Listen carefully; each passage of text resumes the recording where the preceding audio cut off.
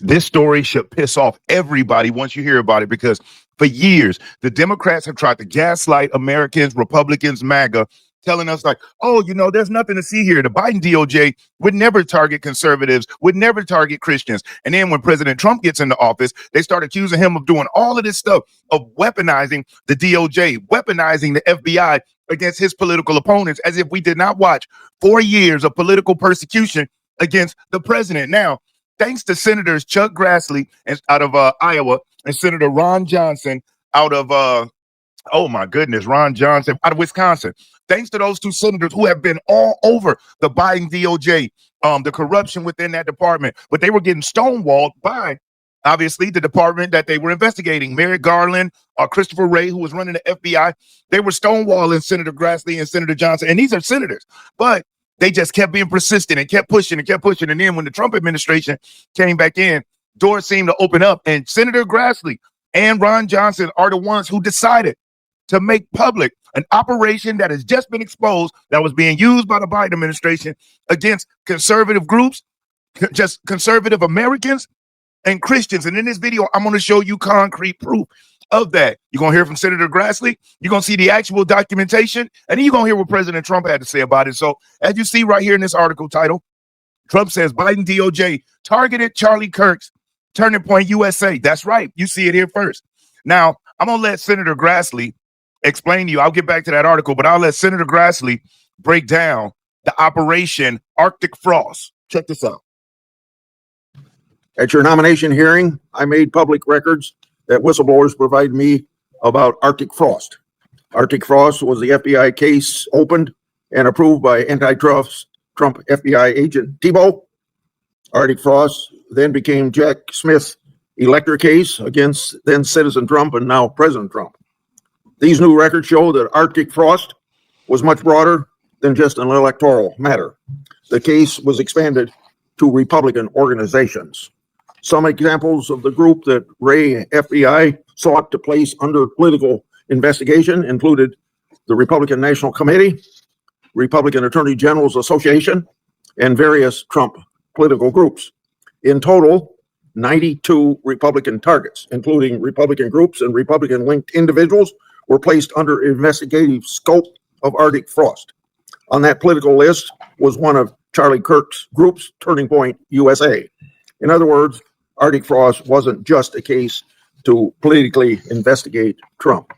It was the vehicle by which partisan FBI agents and Department of Justice prosecutors could achieve their partisan ends and improperly investigate the entire Republican political apparatus. So today, Senator Johnson and I are making these records public for the entire country to see, and I hope a lot of people are interested in seeing what government can do when various agencies have a political agenda. My investigative work has also exposed the political way in which Peter Navarro was investigated and prosecuted. When FBI agent Tebow found out that Biden's DOJ would prosecute Navarro, he said, "Wow, great." That's a quote unquote. Whoa. So there you have it. Operation Arctic Frost targeted not just Trump, but conservative groups, the Republican National Committee, specifically Charlie Kirk and Turning Point USA. All right. So here we go right here. Let me show you this. This right here. The Department of Education, findings of anti-Christian bias, weaponization of policies targeting Christian higher education. The Biden administration weaponized the Department of Education and attempted to impose record-breaking fines on some of the nation's largest Christian universities, including Liberty University, $14 million, and Grand Canyon University, $37.7 million. Targeting school boards, the Biden administration's book ban coordinator role within ed investigated school boards for removing age-inappropriate materials from school libraries, typically in response to religious objections by parents. Future actions. And this is for them to end the weaponization of policies targeting Christian higher education. And this goes into the Trump administration's Office of Federal Student Aid, carefully evaluated pending cases and rescinded excessive and unjustifiable fines targeting Christian institutions. Education will no longer disproportionately target Christian colleges and universities and will affirm the rights of Christian colleges and universities to act in accordance with their faith-based identity. monitor freedom of religion infringement in K through 12 public schools. The rights of religious freedom extend to parents and educators in K through 12 public schools. And these include religious objections to gender ideology on the basis of Christian faith. The cases of Vitskaki versus Scanialis Central School District, New York, and Damiano and Grand Pass School District serve as prime examples of individual religious liberty violations by public school system administrators. This right here is of the Attorney General's Office, October the 4th, 2021. Memorandum for Director, Federal Bureau of Investigations Director, Executive Director for the U.S. Attorney's Assistant Attorney General, Criminal Division. In recent months, there has been a disturbing spike in harassment, intimidation, and threats of violence against school administrators, board members, teachers, and staff who participate in the vital work of running our nation's public schools.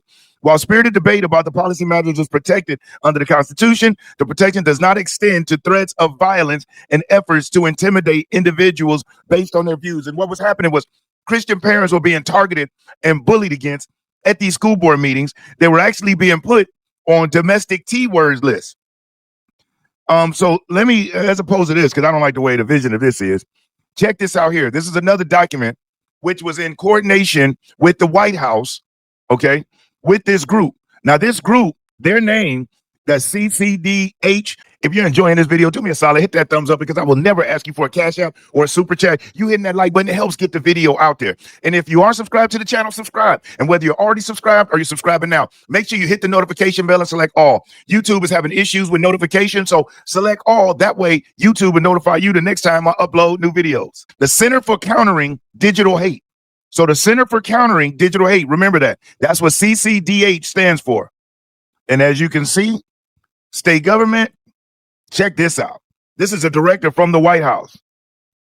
Exposing pathways into incel communities and the harms they pose to women and children. The CCDH, the Center for Countering Digital Hate, provided a pre-brief of this report to White House colleagues, plus the meeting referenced in the email below. The new CCDH report may be of interest to many of you, and I've also attached an email call for action from the CCDH founder, Imran Ahmed. You will know that the USG does not support the online harms approach or some of the other CCDH rhetoric, but we think we are doing interesting work. So what this directive was, it is to a foreign-based organization, the CCDH, to counter American rhetoric. So that organization was working to send a foreign organization, the Center for Countering Digital Hate, was working with the White House to censor American, or should I say right-wing and conservative or religious speech online. Now, check this report out by Fox News, and then I'm going to get into what President Trump had to say about the whole ordeal, because this is crazy. Because how long have they told us that it wasn't happening? They were targeting Christians. They were targeting pro-life centers. One woman went to prison and was arrested. All she was a pro-life activist. She was just out there picketing, didn't bother anybody. They locked this woman up, put her in prison. The Trump administration released her. Check this out. Dozens of conservative groups were targeted, including Charlie Kirk's Turning Point USA. Lucas Tomlinson reports live out of Washington on that for us. Hi, Lucas. Good afternoon, Sandra. The Republican-led Senate Judiciary Committee releasing new documents accusing the Biden-era FBI of targeting 92 Republican organizations, including, as you mentioned, Charlie Kirk's Turning Point USA. And late last night, President Trump posted to Truth Social, quote, "Why was the wonderful Turning Point under investigation by deranged Jack Smith and the corrupt and incompetent Biden administration? They tried to force Charlie and many other people and movements out of business. They weaponized the Justice Department against sleepy Joe Biden's political opponents, including me." Now, late this morning, Congressman Andy Biggs asked the FBI director the following question. What search tools were used in Arctic Frost to view private communications of targets? I believe the traditional search tools, search warrants, lawful service of process, and the tools that the FBI has in our infrastructure systems, cybersecurity systems, and counterintelligence systems. On Jesse Waters Primetime, Senator Josh Hawley spoke about a conversation he had with Charlie Kirk. He'd taken me aside at one point and said, "I think that we are being targeted, that TPUSA is being targeted." And he said, "Can you help us?" And I said, "Anything you need me to do." And he said, "Well, listen, I'm just finding out about this." This has got to be what he was talking about. And Florida's Attorney General says he plans to subpoena former Biden officials he accused of also targeting conservative organizations, including Turning Point USA. Sandra. All right, Lucas Tomlinson on all of that out of Washington for us. Lucas, thank you. John. So there you have it. All of the years that we could see with our eyes that they were targeting Trump. But I learned back in 2022 about them taking parents who showed up to school board meetings that said, hey, I don't want my child to look at this transgender book, or my two daddies, or my two mommies. They were literally being reported and were being added to domestic T-word lists where they couldn't fly. They were being investigated. One father, they went to his house, kicked in his door, and arrested him in front of his family. He didn't commit a crime. He didn't do anything to anybody. He spoke up at a school board meeting. This is what was happening. So when people say Trump fascist, that's why they want our educational system to be poor. I want to give a big shout out to the sponsor of this video, Chapter. And here's why. When my mom hit 65 years old, I watched her get bombarded with mailers, cold calls, and all these confusing ads about Medicare. And every single company pretended like they wanted to help her, but really they were just trying to sell her stuff. It seemed like the game was rigged and she was not supposed to win at all. And that's why I'm so excited to share information about Chapter with all of you. Now, who Chapter is? Chapter is a free Medicare advisory service that compares Medicare plans available, and they give you real, unbiased guidance. Chapter is completely independent and always puts customers first. As a matter of fact, at Chapter, the agents are salaried employees, so you don't have any fear or concerns of them trying to work to get commission of some kind. Their whole focus is all about making sure that their customers, the seniors, get the right Medicare supplement plan. And it's clear that they're making a real difference in the lives of seniors. So if you want real, unbiased help with Medicare, give Chapter a call at 402-527-1253. You'll talk to a real person who will help you figure out exactly which plan is right for you. Now, Chapter is totally free and has saved the average senior $1,000 a year. So I'm going to put the number here on the screen for you to be able to contact, or if you visit the website, go to askchapter.org/realpolitics. The people that are using the word fascist don't even know what fascism means, or else they would have been able to identify it within the Biden administration.